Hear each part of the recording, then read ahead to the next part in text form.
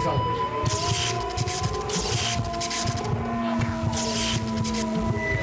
What we need is to question more and to keep it uncensored, real and raw. My simple mission is to change the globe. I'ma do it with this passion and fire and tone. These ones are hard hitting, you're watching your neck, but you need to tune in, cause we're breaking the set. Breaking the set. Breaking the set. I'm sure that most of us has either lost someone to drug addiction or at least known someone who has. Now, drug addiction is a complicated issue. It can destroy not only individual lives, but it can break apart entire families and disrupt communities. And despite America's declared war against illicit drugs such as heroin, cocaine, and marijuana, little stands in the way of average people obtaining legal narcotics, many of which are far more addictive than the hardest drugs you'll find on the street. Now, it might shock you to learn that the U.S. is #1 when it comes to the consumption of prescription pills.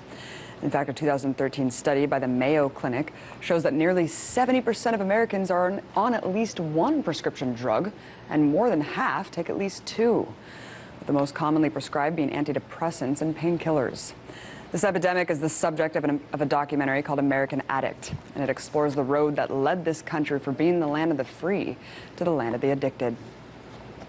Pharmaceutical representatives are universally attractive. They get recruited from places like cheerleading squads at Big Ten schools. What I'm holding is a bottle of Zyprexa. Zyprexa is an antipsychotic medication. It's very popular and it's very expensive. This, among some of the others, Abilify, are very commonly diverted. The reason being is, again, the medical programs, insurance programs pay a lot of money for these drugs. Joining me now are the producer and director of the film, Sasha Knezev, and Dr. Gregory Smith from LA. Thanks so much for coming on, both of you. Thank you. Thank you. Gregory, let's start with you. Why is prescription addiction such a problem in the U.S.? What is it about this country that has made addiction so endemic? Well, that's a great question, and really that's the question that we ask in the movie, that we're about 5% of the world's population, but we're using 80% of the world's prescription hydrocodone, which are in drugs like Vicodin and Norco, and 50% of all the prescription drugs in general. So this is just not happenstance. This is a purposeful movement to get people to take medications. I mean, let's face it, sick people is a good business. Sick people that stay alive for a long period of time. So when people stay alive and they have chronic disease, these pills become the answer instead of a Band-Aid, they become the answer for the problem. Sasha, the U.S. is only one of 2 countries in the world, other than New Zealand, that has direct-to-consumer advertising on prescription medicine. How much of that do you think feeds into this problem? Well, it's a large problem. You know, it's very interesting, this film, to give a little background. You know, Gregory approached me. I'm a filmmaker, screenwriter, and I normally do narrative films, and I've never done a documentary. This is my first documentary. So what part of the process was, I knew the history of prescriptions based on what Greg gave me, and obviously we all have family members and friends in this country that are on some type of medication, but we started to investigate and unravel what went on, and you know, it was interesting because we really got to see how deep the rabbit hole went, so to speak. So direct-to-consumer advertising is just one of the aspects. There's several others. There's the FDA. I mean, it just, you know, we started going deeper and deeper, and I think one of the strengths of this film is that not only did we know going in what the problems were with what's going on with prescription medication and this epidemic in the country, but we kept continuously discovering more and more and more, to even, you know, I was shocked personally, and I think Greg as well, to what we did discover. Greg, Sasha just said that you went to him for the film. As a doctor, was there something that you saw in the field that made you want to make this movie? Well, I'm just sick of seeing people dying. I'm sick of seeing people be addicted to drugs when it's not necessary. So it's sort of been a crusade of mine for quite some time. Sasha and I met at a party when I was writing the book, American Addict. And so the discussion started, and he said, you should make a movie about this. And about a year later, we got back together and decided to do it. But it's an enormous problem. It's unnecessary. And it's really when you merge big business and people's health. And we've seen time and time again where people's health and well-being is trumped by big business. It's a lose-lose situation there. Sasha, in the film, you guys go to undercover to a clinic to prove how easy it is to get these prescription pills. What are these clinics, and talk about your experience there? Well, there's a Sergeant Steve Offerman. He directs a program called HALT, which its sole responsibility is to, take illegal drug pills and artificial pills off the streets. That's an entirely, different segment of this problem, which is the artificial and fake pills that are out on the streets. But then there's an entire, medical and Medicare fraud aspect that goes on as well, where people are using Medicare and Medicaid, getting it from victims, everything from homeless people on the street to just normal individuals, taking these pills, selling them to pharmacies, selling them on the street, repackaging them. Some pharmacies themselves are culpable in this.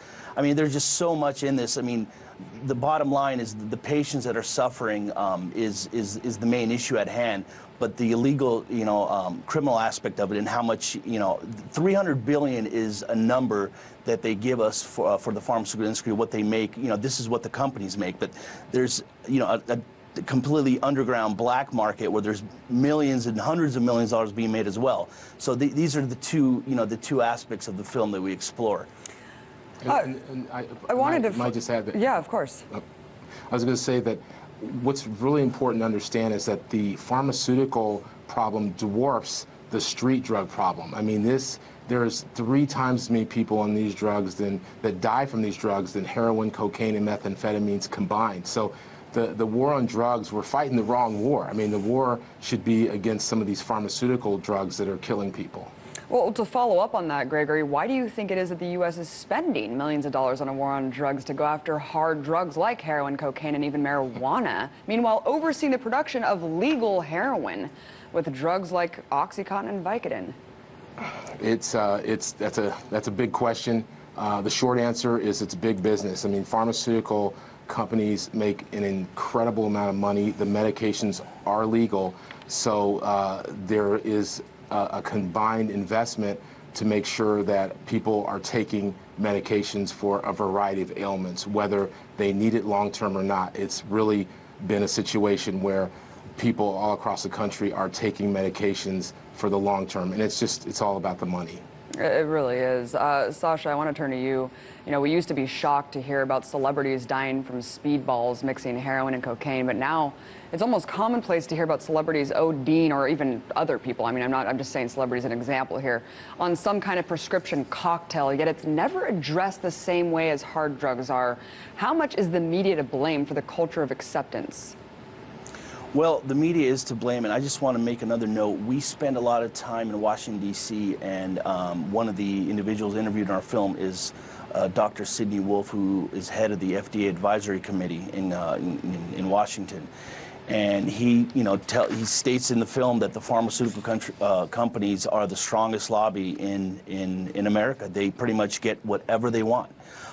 They took it from the tobacco company, and now they are the masters, and they get so much money, and this influenced the media not only through direct-to-consumer advertising, but also in the media itself, burying these crimes. And we see a lot of celebrities where initially reports come out where it is prescriptions that are, connoted to their deaths.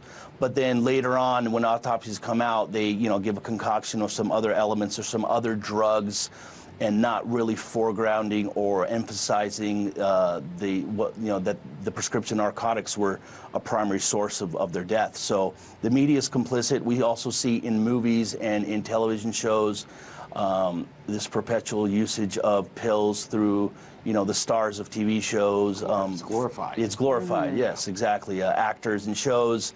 So that much like cigarettes did, 30, 40, 50 years ago, it makes children and other adults want to take those pills because they're seeing their favorite celebrities taking them, but then when these same celebrities are dying, they're not emphasizing it enough. Exactly. It's totally downplayed. I'm really glad that you outlined that really well. Gregory, let's move on. Also, let's elaborate on what Sasha was saying earlier about the FDA. I mean, let's talk about how deep these pockets go. How big is the big pharma lobbying machine in Washington? Well, it's most people feel like it's the #1 lobby right now, and when you look at the relationship between pharmaceutical companies and the FDA, it's a ludicrous relationship. The FDA is supposedly overseeing pharmaceutical companies to put out safe drugs, but yet at the same time, they get around 35% of their budget from these same pharmaceutical companies that have to pay fees to the FDA to get their drugs put on the market. And often people think I'm constantly bashing the FDA and the pharmaceutical companies. There are good people that work in both of these agencies and in pharmaceutical companies. However, I think that the interests of the people at the top of these pyramids are not always genuine. And we've seen time and time again where medications are put on the market that should have never gotten on the market. Information studies are suppressed, and then it isn't until the drug kills or maims enough people that you see the FDA riding in on a white horse to take a drug off the market that shouldn't have never been on the market in the first place. It's ludicrous. Right, and the monopolies on patents for life-saving medication, et cetera. Gregory, I just wanted to follow up because you're a doctor. I mean, I think a lot of people who visit the doctor after seeing an ad on TV about restless leg syndrome or whatever else is on there, and then they're peddled certain drugs by the doctors. It seems like a vicious cycle. Is there any way to protect ourselves from becoming American addicts? It's all about the people educating themselves, because you can't rely on television ads and even your doctor often enough to tell you exactly what to do. And again, I'm not bashing the doctors. Sometimes doctors get a lot of their information from the pharmaceutical companies. They are entwined in our medical schools, and I was one of them. I believed in a conventional medical approach until about 9 or 10 years ago, when I saw that people simply weren't getting better, and I had more and more people that I was treating for chronic pain becoming addicted to these medications. And when I opened my eyes and really educated myself, it was a big difference. Thank you so much. Everyone check it out, American Addict. It's on Netflix. You can find it online. Sasha Knezev, Dr. Gregory Smith, filmmakers, thanks so much for coming on. Thank you. Thank you very much. Coming up,